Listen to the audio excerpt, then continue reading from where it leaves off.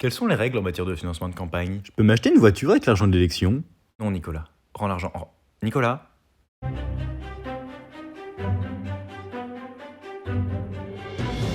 Il y a de cela près de 10 ans, avait lieu ce qui allait être une immense affaire politique. J'ai nommé l'affaire Big Malion.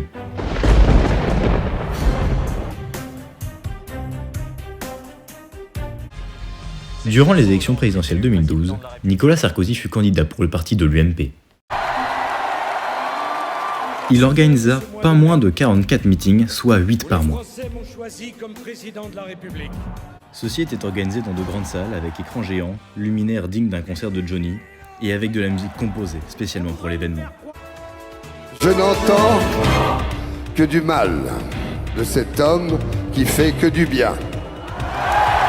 Sachant que le plafond maximum pour qu'un candidat étant élu au second tour soit remboursé d'une partie de ses frais est de 22,5 millions d'euros, on pourrait alors se demander comment est-il possible que Nicolas Sarkozy ait pu financer tous ces meetings en étant remboursé. 2 mois pour bousculer les certitudes.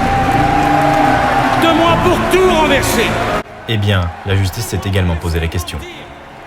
Observons alors quelles sont les règles en matière de financement de campagne présidentielle par le biais de l'affaire Big Malion. Tout d'abord, les partis politiques ne peuvent pas avoir l'argent directement sur leur compte. C'est pourquoi les meetings de Nicolas Sarkozy étaient financés, non pas par l'UMP, mais par une filiale de Big Malion du nom de Even & Company. Tout d'abord, il faut préciser que l'État verse une avance de 200 000 € lors de la publication de la liste des candidats au premier tour. Ceci permet ainsi aux candidats les plus pauvres d'être un petit peu moins pauvres et de financer leur campagne électorale.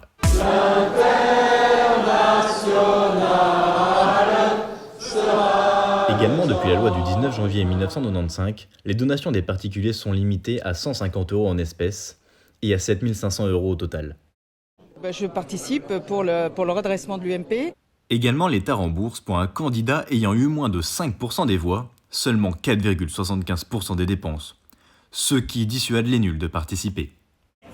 Alors que pour un candidat ayant obtenu plus de 5% des suffrages, ce qui est le cas de notre Nicolas national, le remboursement s'élève à 47,5% des dépenses de campagne.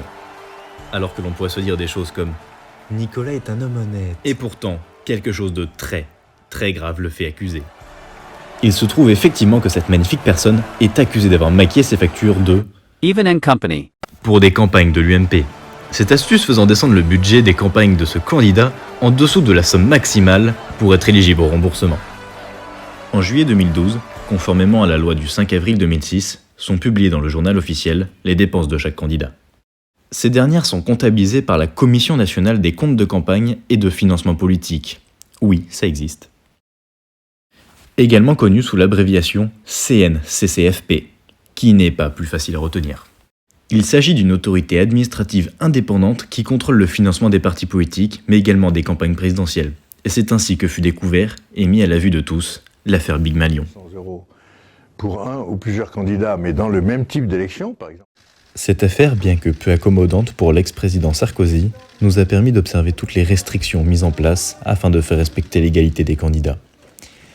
Même si tous n'ont pas toujours la même capacité à financer leur campagne. Par rapport à ce que disait Armel tout à l'heure, c'est quand même dommage que Blanquer il lance pas des mots d'amour aux enseignants.